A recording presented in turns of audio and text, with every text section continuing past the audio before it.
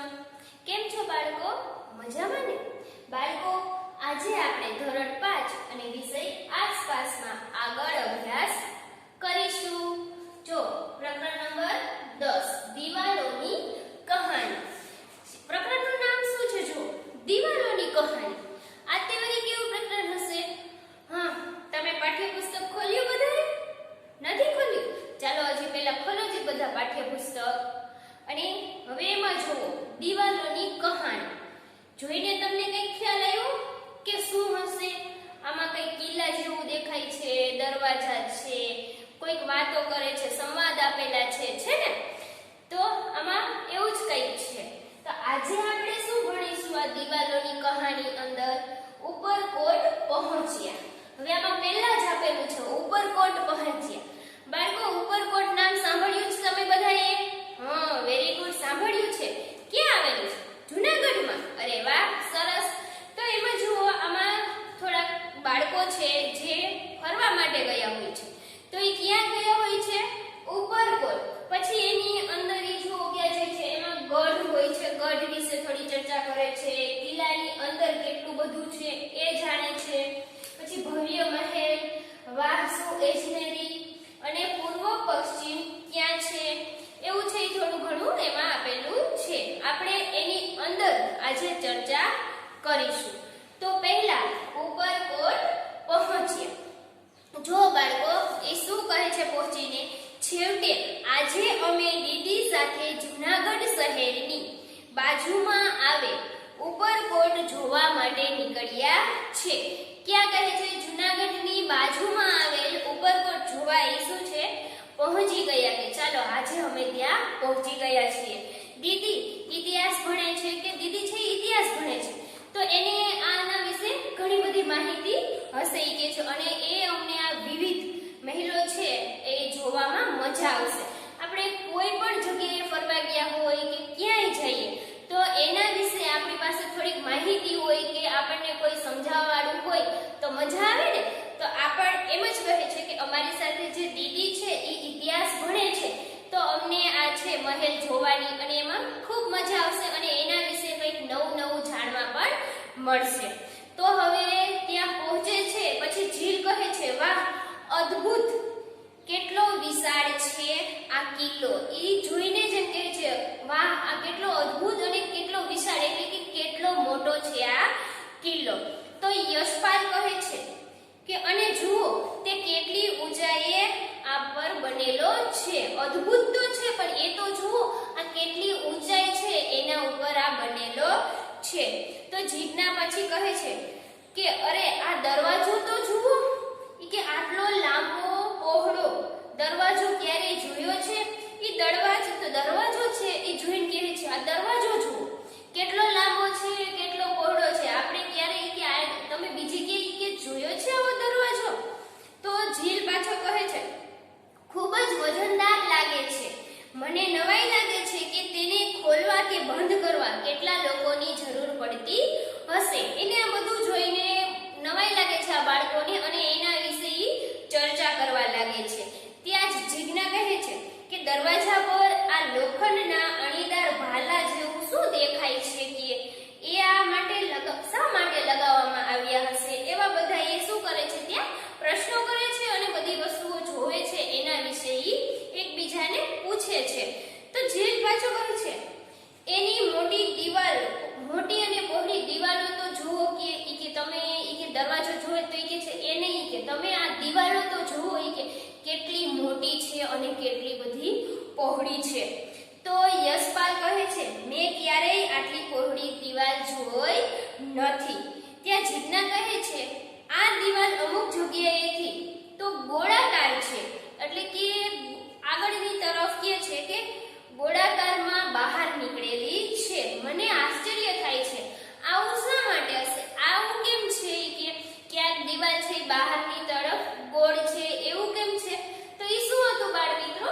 એ ગઢ હતો કે એ કિલ્લાની અંદર ગઢ હતો. જે ગઢ કેવો હોય કે કિલ્લાની દિવાલ અમુક જગ્યાએથી આગળની તરફ કે આખી દિવાલ હોય, આપણે ઘરની દિવાલ જોઈ છે કેવી એકદમ સીધી સપાટ હોય છે ને, તો આ કિલ્લામાં કેવું હોય કે કિલ્લાની દિવાલ અમુક જગ્યાએ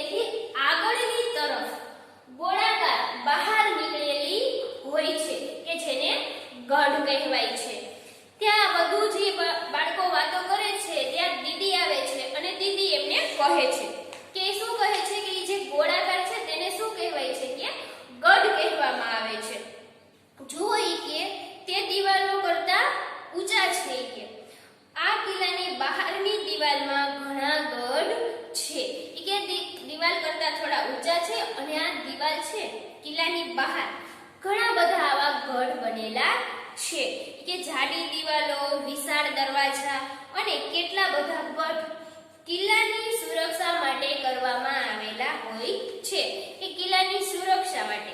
અને ઈ કેટલા બધા શું હોય બાળકો? મજબૂત પણ હોય ને. હા, ઈ કે મજબૂત પણ છે કે કિલ્લો હોય છે તો એની સુરક્ષા માટે આપણે બધી વસ્તુઓ બનાવી તો પડે ને. હવે એના માટે શું ગઢ છે, દિવાલો જાડી છે, દરવાજાઓ પણ વિશાળ છે. આપણે ઘરે પણ આપણી ઘરની સુરક્ષા માટે ઘણું બધું કરીએ છીએ ને. આ તો મોટો બધો કિલ્લો છે. બાળ મિત્રો તમે જુઓ, બાજુમાં તમને ત્યાં ચિત્રો પણ આપેલા છે કે આ મોટો દરવાજો અને એની અંદર પાછો કેવો છે નાનો દરવાજો. કેમ બનાવવામાં આવ્યો હશે? કે એક દરવાજો તો છે જ અને કે પાછો બીજો અંદર નાનો દરવાજો પણ છે. કે આવું શા માટે હશે? તો બાળકો ઘણા સમયે, અને હા, આવા દરવાજા તમે ક્યારેક ગામડામાં કે ગયા હોય અને બહુ જૂનું ઘર હોય જૂના પહેલાના સમયમાં, તો ત્યાં પણ તમે ઘણી જગ્યાએ જોયા હશે. અને અહીંયા તો આ ઉપરકોટનો જે દરવાજો છે તો બહુ મોટો વિશાળ છે અને એની અંદર નાનો દરવાજો છે. તો અહીંયા તે દરવાજો શા માટે હોય છે? કે ક્યારેક યુદ્ધ કે કટોકટીનો સમય હોય કે ત્યારે એને ઈ નાના દરવાજામાંથી બહાર જઈ શકે, કે અંદર કોઈ વ્યક્તિ હોય, બહાર કોઈ ફસાયેલું હોય, એને અંદર લઈ આવવા માટે એ નાના દરવાજાઓ હોય કે જેનાથી તેઓ અવર જવર કરી શકે આવા મુસીબતના સમય માટે. એટલા માટે ત્યાં મોટા દરવાજાની અંદર નાના દરવાજાઓ પણ બનાવેલા હોય છે. બાળકો તમે જ્યારે તમને સમય મળે અને જ્યારે આપણને બધાને બહાર જવાની પરમિશન મળે ને ત્યારે એકવાર તો ચોક્કસ ઉપરકોટની મુલાકાત તો લેવી જ, જો તમે ના લીધી હોય તો. નહીં તો તમે ત્યાં ગયેલા હશો ને તો અત્યારે હું જેમ બોલીશ ને એવા બધા દ્રશ્યો તમને સામે દેખાશે. શું કામ? તમે બધી જ વસ્તુઓ છે ત્યાં જઈને તમે જોયેલી છે. એટલે હું જેમ બોલતી જઈશ એમ જ તમને એ બધા ચિત્રો દેખાતા જશે ને એવું લાગશે કે હું ત્યાં જ છું. થાય ને, આપણે ઘણીવાર કોઈક બોલતા હોય, કોઈક સ્ટોરી સાંભળતા હોય તો આપણને એવું લાગે કે આપણે એ છે ત્યાં જ પહોંચી ગયા છીએ. તો હવે અહીંયા જુઓ કેટલાક શું કહે છે વિચારો, કેટલાક પ્રશ્નો આપેલા છે કે કિલ્લાની દિવાલમાં ગઢ શા માટે બનાવવામાં આવ્યા હશે? તો બાળકો કિલ્લાની દિવાલમાં આ નાના મોટા ગઢ છે ઈ કે કાણાઓ, એમાં ઘણા બધા જો કાણાઓ પણ બનાવવામાં આવ્યા હોય છે કે શું કામ આવેલા હોય છે એ કહે છે. તો બાળકો અહીંયા એ શા માટે હોય છે કે જો કિલ્લાની દિવાલ ઉપર ગઢ હોય તો તમે ચારે બાજુનું છે ઈ જોઈ શકો. હવે કઈ રીતે? જો દિવાલ આપણે મોટી બધી એમનામ સપાટ દિવાલ બનાવેલી હોય તો યુદ્ધ માટે કોઈ આપણી ઉપર હુમલો કરતા હોય તો આપણે દિવાલની પાછળ સંતાઈને કે જોઈએ તો ક્યારેક શું થાય કે સામેવાળી વ્યક્તિ પણ આપણને જોઈ શકે, જોઈ લે. આપણે છુપાયેલા હોય તો પણ એ આપણને જોઈ લે છે. બાળકો તમે જુઓ, ધ્યાનથી જુઓ તો તમને આ ચિત્રમાં સરસ એક ચિત્ર મોટું બધું આપેલું છે ને, એમાં જુઓ તમને દિવાલો દેખાય છે, એમાં ગઢ છે, પછી જેના એ ગઢની અંદર ક્યાંક ક્યાંક નાના મોટા કાણાઓ છે અને બારીઓ પણ દેખાય છે ને બાળ મિત્રો? હા, તો અહીંયા એ શા માટે હોય છે કે તમે એ જે બારીઓ આપેલી છે અને આ ગઢ છે એ છે ઈ આપણને રક્ષા માટે છે કે ક્યારેય આપણી ઉપર કોઈએ, એટલે કે આ ઉપરકોટના કિલ્લા ઉપર જો કોઈ રાજા છે ચડાઈ કરે કે એમાં યુદ્ધ થાય તો એનો આ શું કરી શકે? વ્યવસ્થિત રીતે ઉપયોગ કરી શકે. એટલા માટે આપેલું હોય છે. જો ગઢમાં નાના મોટા કાણા હોય છે તો એ શા માટે હોય છે કે આપણે કિલ્લાની અંદર થી જ બહાર છે ને એ કાણામાંથી જોઈને શું રાખી શકીએ બાળ મિત્રો? નજર રાખી શકીએ. એટલા માટે આ કાણાઓ આપેલા છે અને ત્યાં બનાવેલા છે.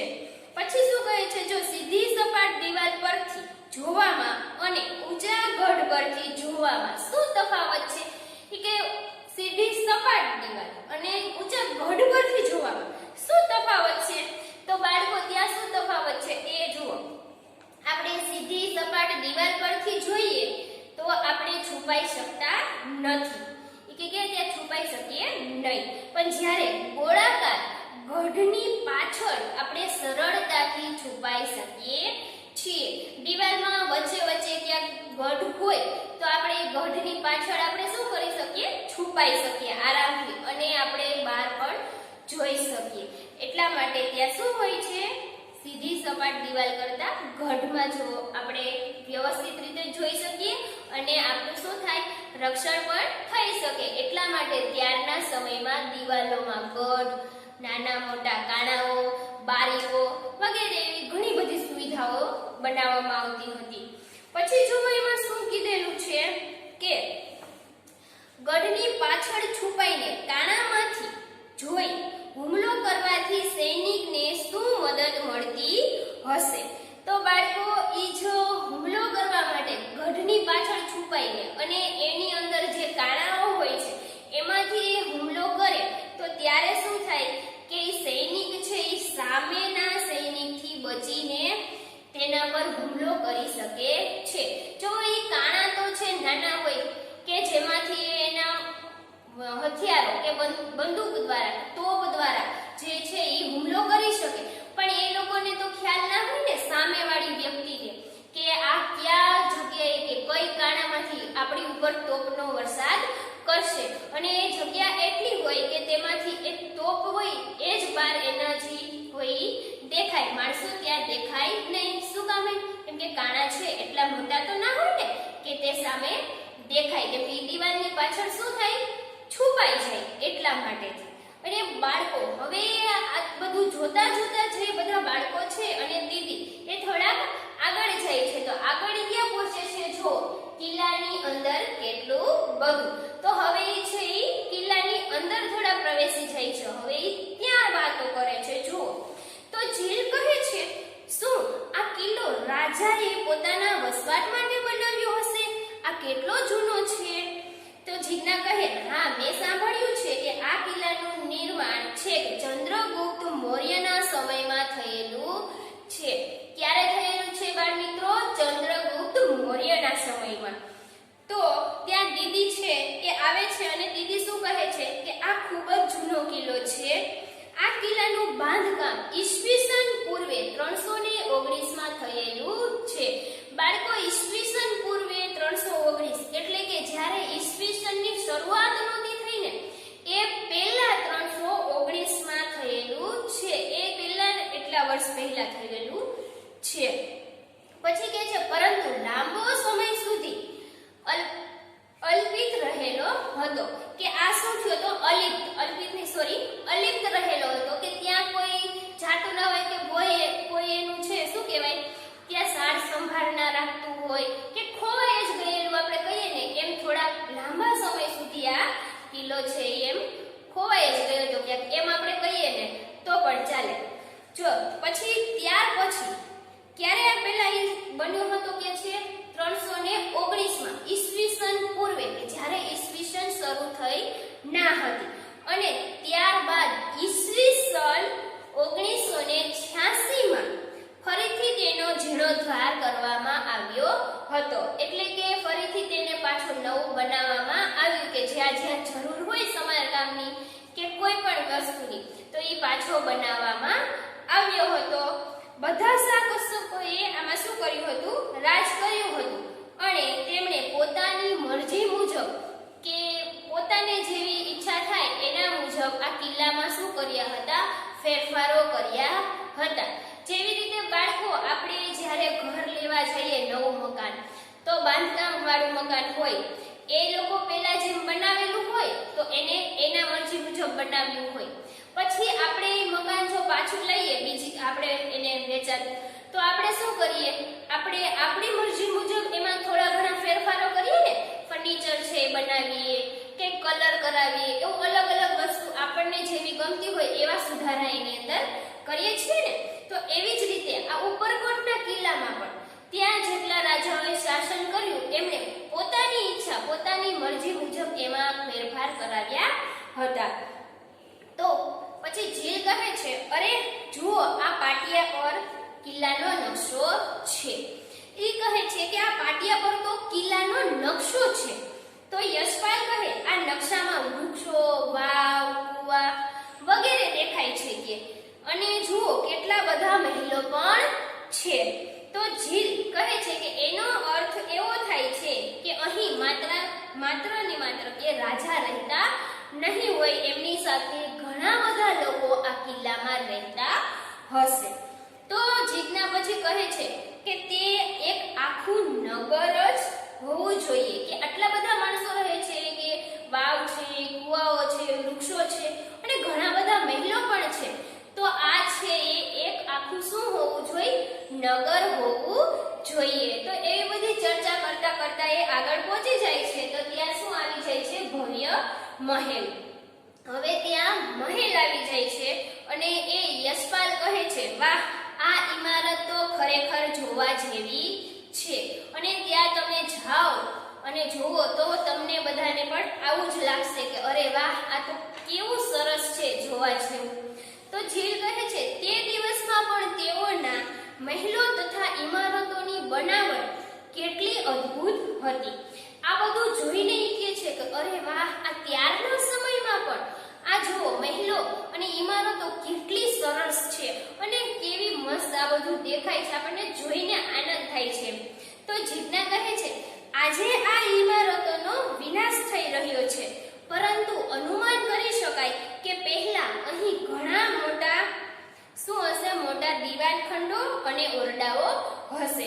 તો યશપાલ કહે છે અરે આ જુઓ તો દીવાલ પર કેટલું ઝીણવટપૂર્વક કોતરણી કામ કરેલું છે. જો તે મહેલ હોય છે એ ઇમારતી જોવે છે અને બધા વાતો કરે છે કે આ ઇમારત તો જુઓ કેવી સરસ છે, અને ત્યાં શું કહે છે? ઝીણવટપૂર્વક કેટલું મસ્ત કોતરણી કામ કરેલું છે. તમે બાળકો જોયું પણ હશે અને કે આ કોતરણી કામ કેટલું અલગ અલગ પ્રકારથી અને કેટલું બારીકાઈથી કર્યું હોય એ આપણે જ્યારે એને જોઈએ તો આપણને તરત જ ખ્યાલ આવી જાય કે આ કેટલું સરસ છે. તમે બધાએ જો સોમનાથના મંદિરે જાઓ તો ત્યાં પણ કોતરણી કામ કરેલું છે. પછી તમે સ્વામિનારાયણ મંદિરે જાઓ તો ત્યાં પણ બનાવેલું છે કોતરણી કામ. ઘણા બધા મંદિરો એવા હોય છે કે જ્યાં આવા ઝીણવટપૂર્વક કોતરણી કામ કરેલા હોય છે. પણ અહીંયા તો મહેલમાં પણ કહે છે અહીંયા પણ જુઓ દિવાલોમાં કેટલું સરસ અને ઝીણવટપૂર્વક કોતરણી કામ કરેલું છે કે તમે આ જુઓ ને તાજ તમને શું થઈ જાય કે મજા આવી જાય. પણ આ બનાવેલું કેવી રીતે હશે? કોણે બનાવ્યું હશે? એવું બધું એ બધા વિચારે છે અને કહે છે. પછી એ બધું જોવે છે ને ત્યાં એના મોઢામાંથી શબ્દ નીકળી જાય છે, વાહ, શું ઇજનેરી છે, કે આ શું બધું બધાએ કરેલું છે કે આને જોઈને જ આપણને શું થઈ જાય? આનંદ થઈ જાય. કે આજે આપણી પાસે ઘણા સાધનો છે જેનાથી આપણે મકાનની રૂપરેખા એટલે કે નકશાઓ સરળતાથી બનાવી શકીએ છીએ અને તેના આધારે સારું તેમજ ઝડપી બાંધકામ કરી શકીએ છીએ. તેમ છતાં ક્યારેક દિવાલોમાં શું પડી જાય છે? તિરાડો પડે છે અને પાણી શું થાય છે? છત પરથી ટપ ટપ ટપકતું પડે છે ને કે તોય એટલી ખામીઓ જોવા આપણને મળે છે. આપણી પાસે આટલા સાધનો છે, આ બધું જ છે તોય તો કે છે આ બધું જોવો કે આમાં તો શું છે કે એ જમાનામાં આવી ઇમારતો કેવી ઉત્તમ સમજણથી બનાવી હશે. કે આ આટલી સરસ છે અને આટલું ઝીણવટ ભરેલું કામ છે, તો ત્યારના સમયમાં કે એ જમાનામાં આ દિવાલ છે એ કેટલી સમજણપૂર્વક બનાવવામાં આવી હશે. જો આપણે વિચારીએ કે હજારો વર્ષ પહેલા લોકો કેવી રીતે રહેતા હશે તો આપણા મનમાં ઘણા બધા પ્રશ્નો છે ઈ ઉદ્ભવે છે ને. તો અહીંયા જો કેટલું બધું સરસ ચિત્રો આપેલા છે, કેટલી બધી સરસ મજાની ઊંચી ઊંચી દિવાલો આપેલી છે ને, અને ગઢો પણ આપેલા છે. અને આના ઉપરથી બાળકો જો અહીંયા થોડા પ્રશ્નો ચર્ચા કરવા આપેલું છે. હવે અહીંયા શું પૂછેલું છે કે ઇમારતમાં હવા ઉજાસ માટે કેવી વ્યવસ્થા કરવામાં આવી હશે? તો તમને જોઈને થોડો ઘણો તો અંદાજ આવી જ ગયો હશે કે કેટલી બધી બારીઓ છે આમાં, છે ને. તો ઇમારતોમાં એ ઝરૂખાઓ બનાવેલા હશે કા બારીઓની વ્યવસ્થા હશે. શેના માટે? હવા ઉજાસ માટે. પછી જો શું કહે છે કે આ દિવાલો પર કેટલું બધું સુંદર અને સરસ મજાનું કોતરણી કામ કરેલું છે. તો હવે આ નાનું અને આટલું સરસ કોતરણી કામ છે એ શાના દ્વારા કર્યું હશે? તો કે હથોડા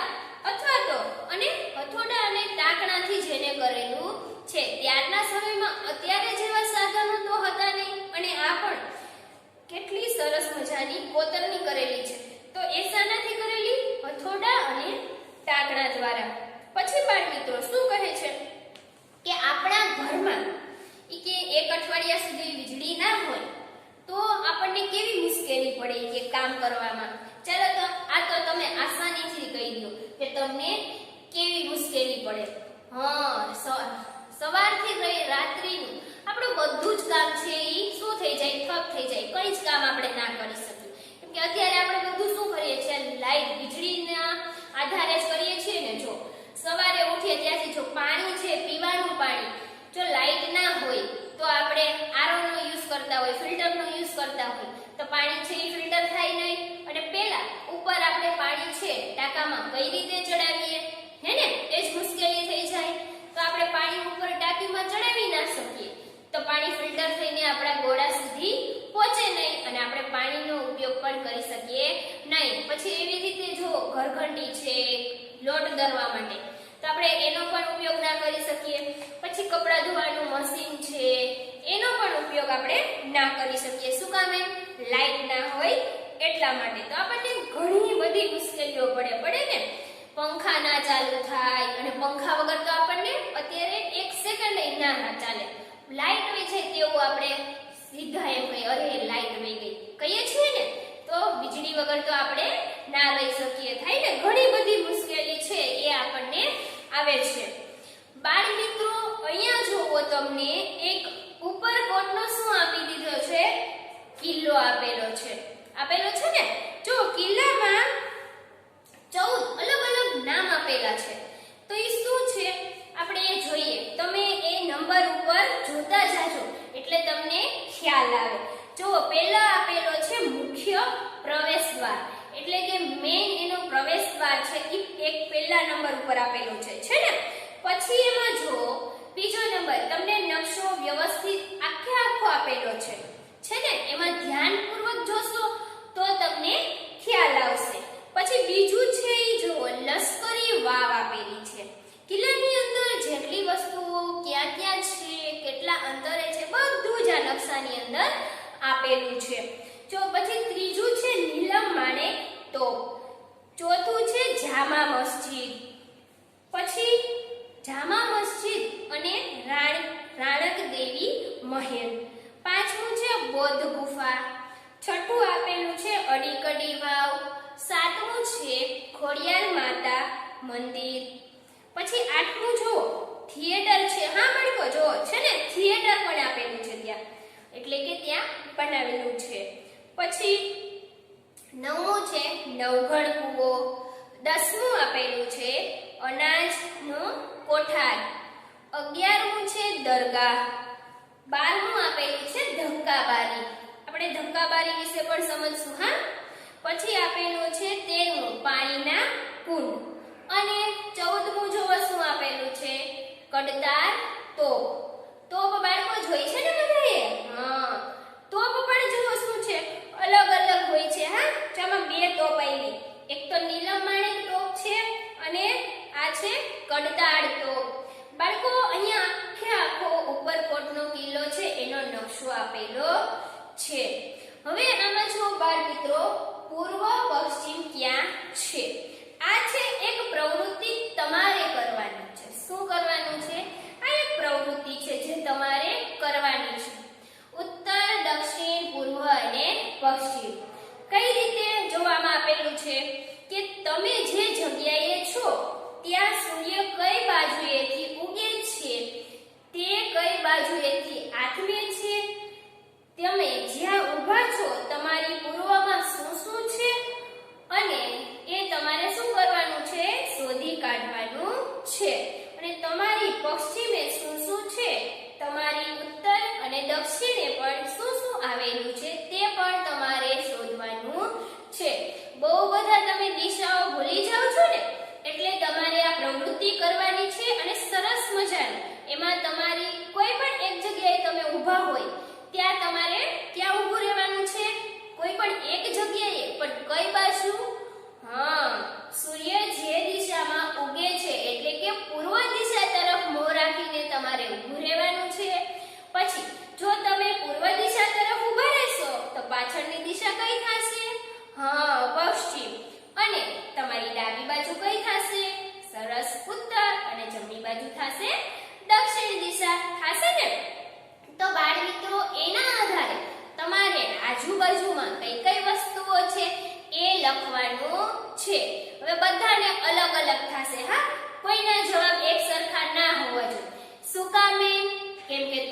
બધાયની ઊભા રહેવાની જગ્યા અલગ હશે, દિશા એક સરખી જ હશે, પણ તમે ઊભા હશો એ જગ્યા કેવી હશે?